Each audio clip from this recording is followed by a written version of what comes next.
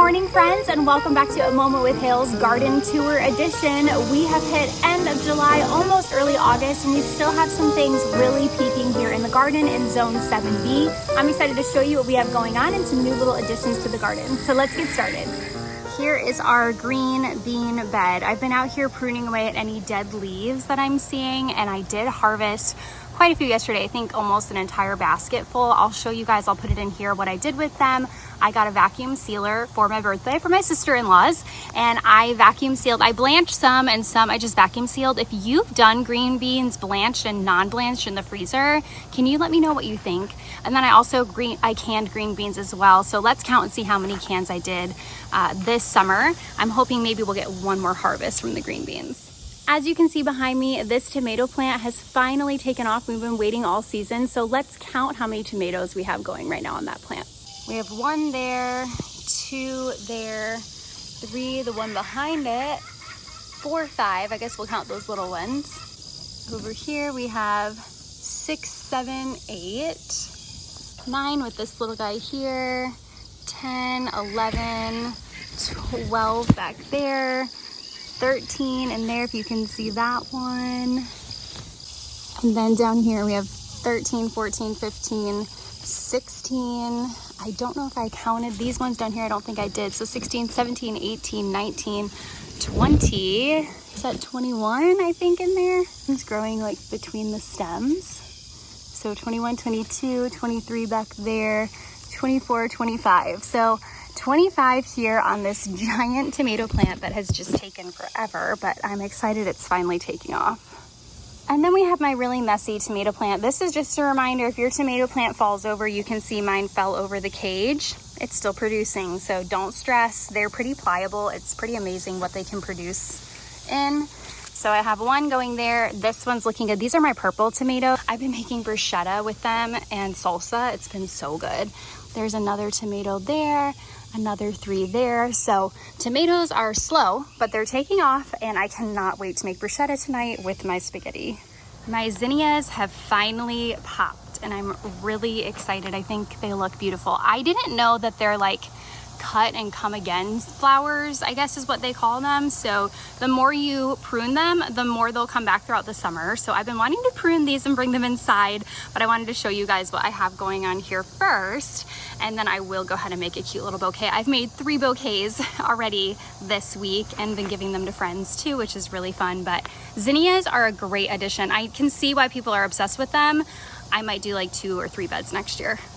No one will be able to convince me that there's nothing more decadent and classy than showing up somewhere with some homegrown flowers from your garden as a bouquet for a hostess gift or just a birthday party, or just I was thinking about you, or get well soon. Fresh cut flowers are classy and decadent and a fabulous addition to the garden. And the peppers are just doing what they do, taking forever. Again, ooh, oh gosh, that just popped right on off. Well, I guess I'll pick this pepper. So we have one here. It's feeling, I don't know, a little squishy, but I think I'll save it.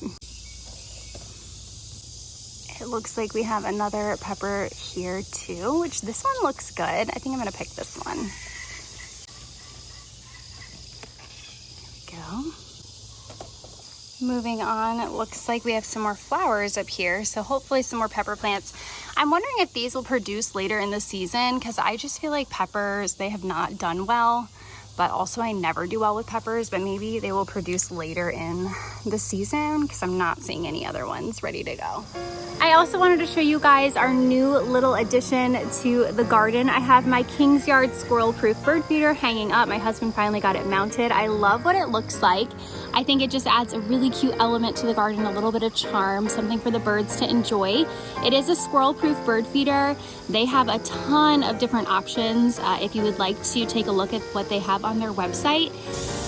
What I like best about this bird feeder is it's super easy to refill. You're not going to be out here trying to figure it out forever in the summer heat. You just pop off the handle this way. I'm going to take the top off. You're going to refill it right there in the middle. You can even take this piece out and refill it. You're going to just put it right back in. Pop the roof right back on. It's a really nice metal too, tin, which I like. And they have a lot of colors too. Just gonna put the handle back on, and basically within 30 seconds, you're done. Your birds can eat and not the squirrels. So make sure you check it out, Kingsyard, the link's below, 20% off with Moment 20. All right, you guys, it is hitting like high 90s this week and I'm dying already. It's literally, I think it's like 9 in the morning and I'm out here. It is so hot. So we are gonna wrap this up really quick. Let's look at the showstoppers here. Let's look at the melons and the cucumbers. Looking at this situation, this melon looks ready to be picked. It might even be overripe, I'm not sure. This is what the other one looks like. So I am gonna go ahead and harvest this little guy today. The tells that they say is how you can tell a melon is ready. This is a cantaloupe, is it smells. You can actually smell the sweetness and it smells really good. You also can tell by the tendrils, which I feel like these tendrils weren't super dead, but let me show you. This is the vine that I cut it from right there. And this is the closest tendril. Oh wait, maybe oh, that's the closest tendril, I think. No, that was a leaf. So to me, the closest tendril is still this one, which looks really healthy. And clearly that cantaloupe was ready. So I don't know, friends, maybe the tendril trick isn't the way to go. Or maybe I don't understand it right. Moment of truth. Ooh, it still looks kind of light, doesn't it? Or maybe not. No, guess good? So, yeah. So since my trellis has fallen, I've kind of given up, which I'm really mad about, but I'm trying not to be. But do you guys see all this dead stuff in here? I typically would be going through here the entire season and cutting all of this out. Just so you know, that's my piece of advice is prune, prune, prune. But I've kind of given up, so we'll see how much longer we're getting anything off this trellis. So sad. If you're new to my garden tours, this trellis was at one point taller than me right here. It was very beautiful, but this is what we have left now. So let's go in. Still looking beautiful, but just not what I want to be doing with my life, crawling on the ground. But I'm seeing, ooh, see that cucumber up there? Stuff that needs to be harvested. So, oh wow, quite a few cucumbers. Okay, let's go in. I will never let my husband forget this summer that it is like 95 degrees and I'm on the ground trying to get cucumbers out of this trellis because it fell down and these cucumbers are stuck. I don't know what I'm gonna do.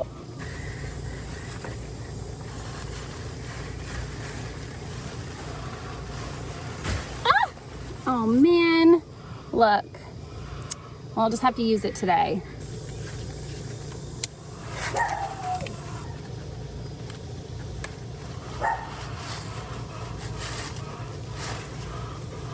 This is kind of fun. The cucumbers will grow anywhere. So this cucumber, they're pretty determined little things, even though they're fickle. It grew right through the metal, which is kind of funny.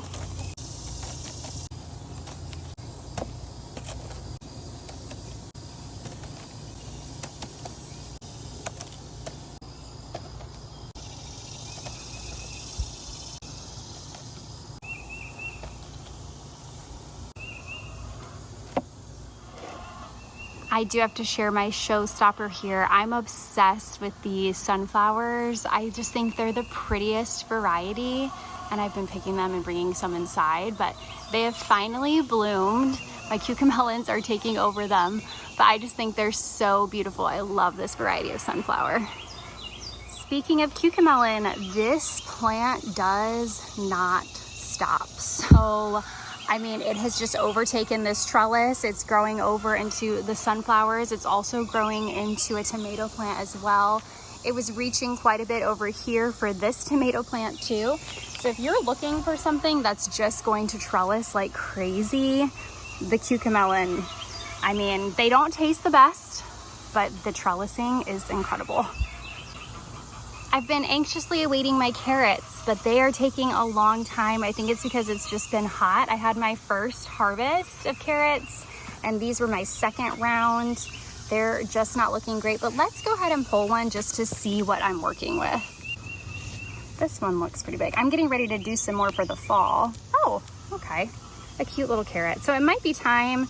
I need this bed for some of my fall stuff, so it might be time just to pull these carrots and work with what I've got, but I might give them one more week.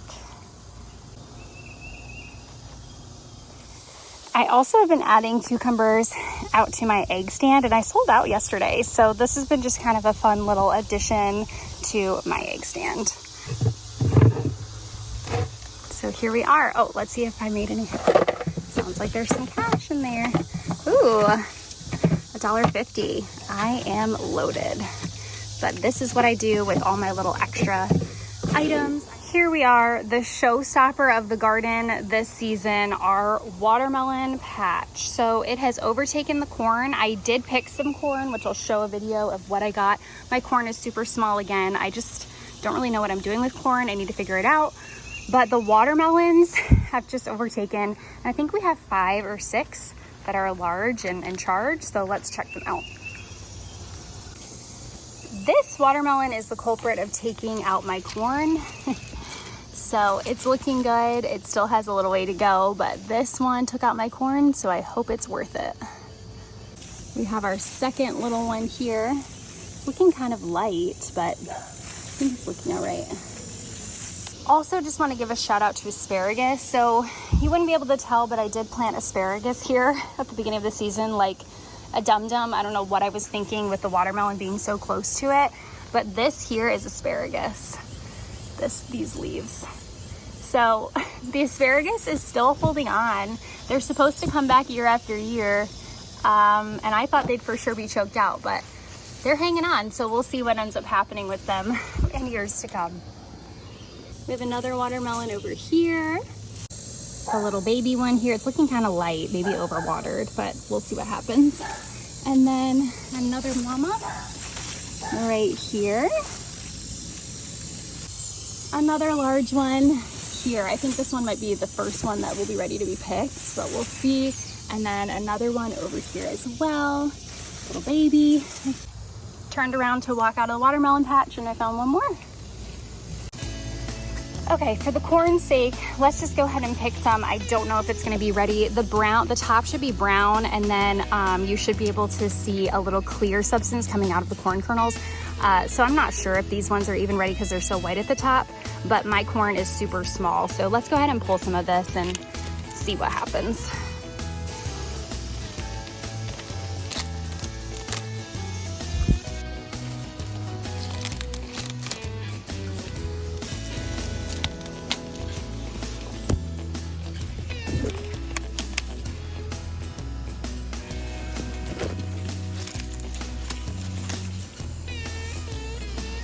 Also, I'm looking for corn, but you guys see that watermelon?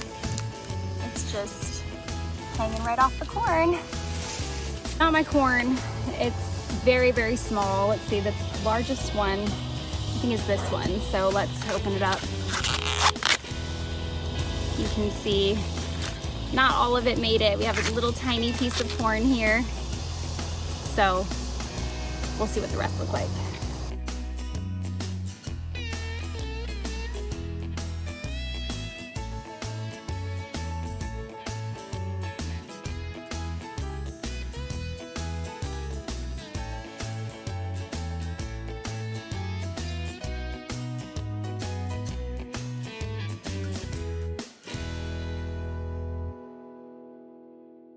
This is a tiny little one. So what I'll do with these is give them to my chickens. So my chickens love corn. I like that they can have a nice, healthy, organic snack. Look at this one. Maybe I picked it too early, but there's like only one. Look at the few little kernels. Okay, so yeah. So that's what happens when your corn collapses. But I will give these to my chickens. They love it. I love for them to have an organic treat. I think these also help their egg yolks become super golden and like orange-like too, corn does. So I'll be happy to give this to them so we can have some really beautiful yolks that I can sell at my egg stand. So use one to support the other, you know? Do you guys see what I'm seeing? Charles, here, Charles, you want some corn? Please don't go under there. I don't want to chase you under there. Charles, here. Charles, come get the, yeah, get the corn, nummies. Yeah, so the chickens do love the corn. And I have to get her because I do not want to chase a chicken underneath the trellis on the ground. So sometimes she just submits. Let's see. Good girl, good girl. Okay. All right. Got Charles out. She's good. Let's bring the rest of this corn to the girlies. Oh, Looks like my husband already brought him a watermelon, so you guys are getting lots of treats today. Let's see if Charles lets the baby take a little bit out of the corn.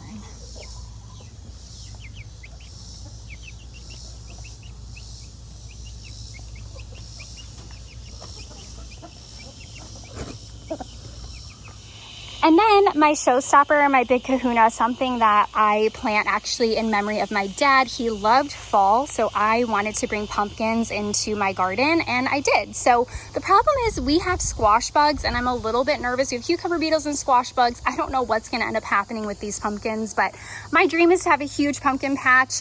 I love fall, as many people do, and it's just a really fun memory I have with my family growing up. We do have one pumpkin here. So this is my one pumpkin that's going so far. And yeah, that's what we have going on in the pumpkin area. So fall is not too far away, friends.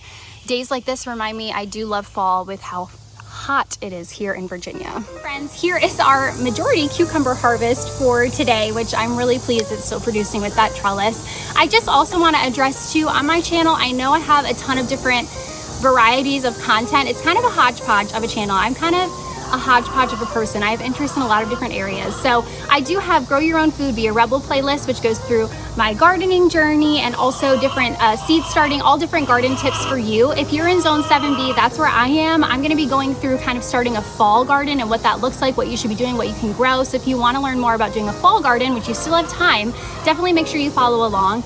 I also have my Coffee and Conspiracy playlist where I just kind of talk through conspiracies from a different perspective, or maybe a historical perspective, and you can decide if you need a tinfoil bow or not. So that's kind of a fun one, but also informative. I also have my Technocracy loading playlist. This is something that I'm really passionate about. I feel like we are being ushered into a technocracy, especially with current news. It's a little bit crazy.